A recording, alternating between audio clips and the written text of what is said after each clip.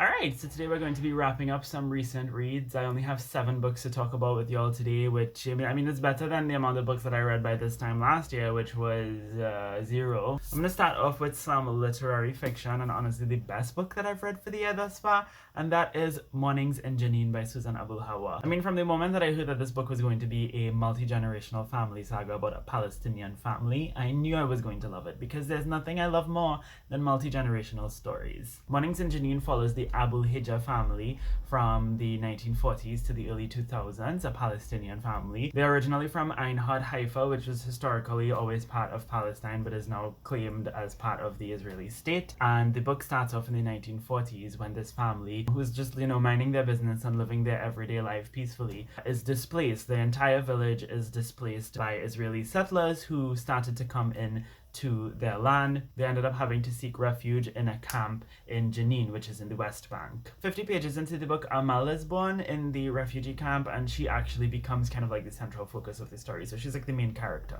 But following her life growing up in the refugee camp as a child, and then to her teenage years when she moves to Jerusalem to live in an orphanage where she pursues an education. She eventually goes to the US where she furthers her education and then comes back to Palestine and then moves to Lebanon, and she goes back to the US. So we're following her life as she's continuously displaced by Israeli occupation, and it is a really, really tough read. There's a lot of trauma and a lot of tragedy in this book, as you could imagine. It's a book that delves into the realities and the consequences of what is essentially apartheid in this part of the world, and I think it is a really good way for people to learn about what's happening over there. Obviously, I think, everybody should read nonfiction, go read your articles, watch your documentaries, do your research. But I also think that fiction is a really good way to learn about, things that happen in certain parts of the world. Yes, the story is fictional, the characters are fictional, but the events and the things that happen to them are, derivative of real experiences and circumstances that have happened and that are continuing to happen. So it's a great book to learn about that. And as much as this book is filled with tragedy and trauma and sorrow, it is also a beautiful story. There are moments of joy and happiness and humor throughout. The writing in here is just absolutely stunning and lyrical. Susan Abu Hawa is actually a poet, and you could see that seeping through her prose. It is gorgeous. This is just one of the best books that I've read, some of the best writing that I've read in a really long time, and it is one that is forever etched into my memory. I absolutely love this book, and I cannot recommend it enough. It is so good. So freaking good. The next, I guess you could call it literary fiction. I mean, it's a classic. Takes place right here in Trinidad. Miguel Street by V.S. Naipaul. I didn't like it. And it feels blasphemous for me to say that, because this is it's a quintessential Trinidadian classic. Everybody who reads it loves it, and I don't know what it is about this book that people find so charming. I find it to be one of the most monotonous and boring West Indian novels of all time. I get why it's received so much merit over the years. I get why so many people like it. I understand its historical and cultural significance and relevance. Don't get me wrong. I see the importance of this book, and I'm not dismissing that. I just don't find the story itself to be enjoyable. So if you don't know about Miguel Street, it was published in the 1950s, but it takes place, I think, in the years following the Second World War. And it's a story about, this little boy living on this street, observing all of the different men on his street and getting to know them and their personalities and their life struggles and all of the things that's happening to them. It's honestly really a story about masculinity and being a man and learning to be a man and learning to be a man from the cues of other men, but also learning to cipher out the kind of man that you want to be. Do you want to be like these men? How do you make sense of them, and how do their expressions of manhood affect your own conceptions of what it means to be a man? So that's really what this story is about at its core, I would say. So again, it's a historically and culturally relevant book. I don't want to dismiss that. My main issue with Miguel Street is that there's no real prose to it. There's no real charm to the writing or to the storytelling.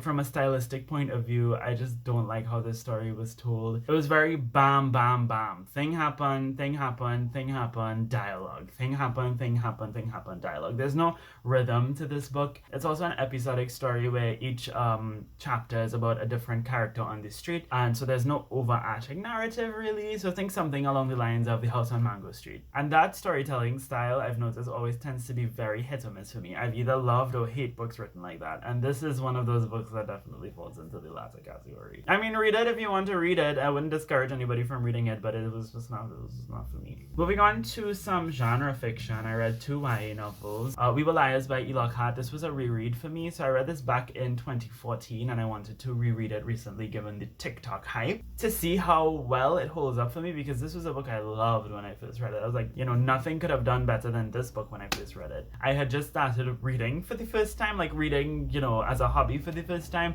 and so my standards weren't particularly high, so I was curious to see, you know, upon revisiting this book if I would feel the same about it. And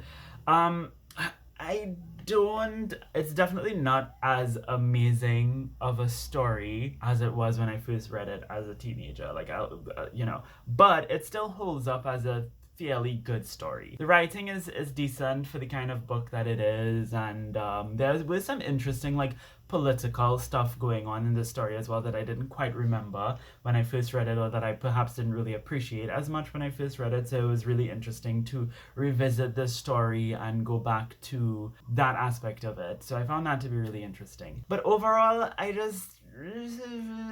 was fine. I do plan on making a full video about it, because this is a book with a very, like, you know, crazy plot twist, and it's interesting when you're reading it a second time, because you get to see all of the little hints and clues and Easter eggs that sort of, you know, foreshadow the reality of the situation, what ended up really happening to the main character.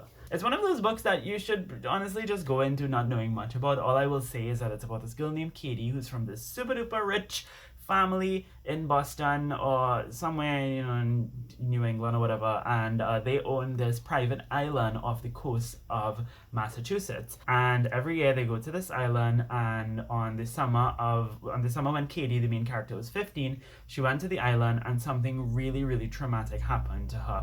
Something along the lines of like a swimming accident, but something led to that, and it forced her to kind of like repress what happened. So she actually doesn't really remember what went down on the island. So it's about her visiting the island 2 years later and slowly regaining her memory as to what happened. And everybody around her knew what happened. They just don't want to tell her because they want her to figure it out on her own. So it's kind of like a little bit of a suspenseful story where she's trying to figure out, okay, what happened to me? Why is it that it was so traumatic that I have blocked it out from my memory? And do I even want to confront what really happened? So it's a really compelling and interesting story in that regard. I just don't think it holds up as, like, you know, this great, you know, amazing whatever.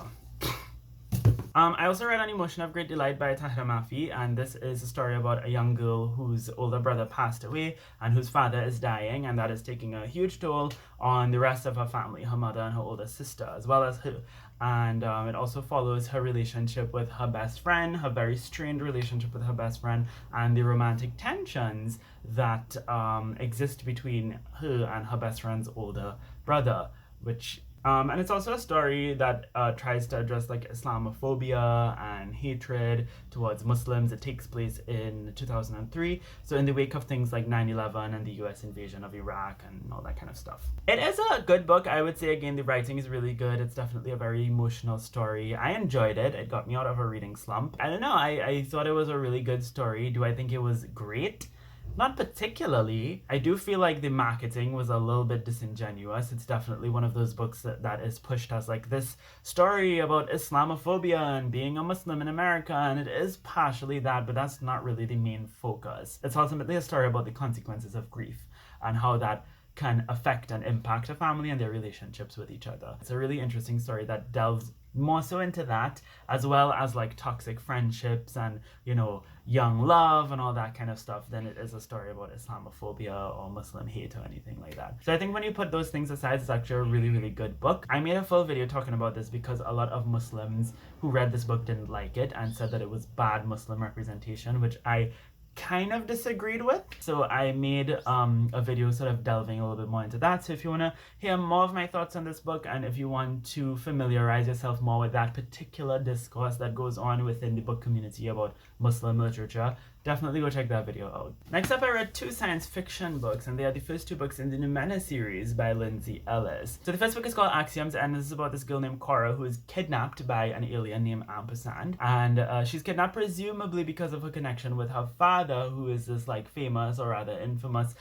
depending on who you ask, whistleblower, who essentially confirms that the US had been making contact with aliens since the 1970s. So Cora is kidnapped by Ampersand, and then they end up becoming friends because she starts to realize very quickly that his intentions are not as malicious as she thought, and he's actually kind of trying to save Earth, not destroy it. So it becomes a really interesting, almost existential story about, you know, what it means to be human, what it means to be a person, the difference between being a human and being a person, because there's actually a difference. One is a biological, you know, like category, and the other one is more of a social thing. And it's like, you know, how do we make sense of like if a hypothetical like intelligent alien race were to come to Earth, like do we make sense of them as people, as persons? Do we grant them the rights of personhood? Like, how do you even make sense of that? And I thought that was such a really interesting dynamic that the book chose to explore. And it's also a story that questions, you know, are we alone in the universe? It's so vast, and there's so much that is possible out there, and we just don't know.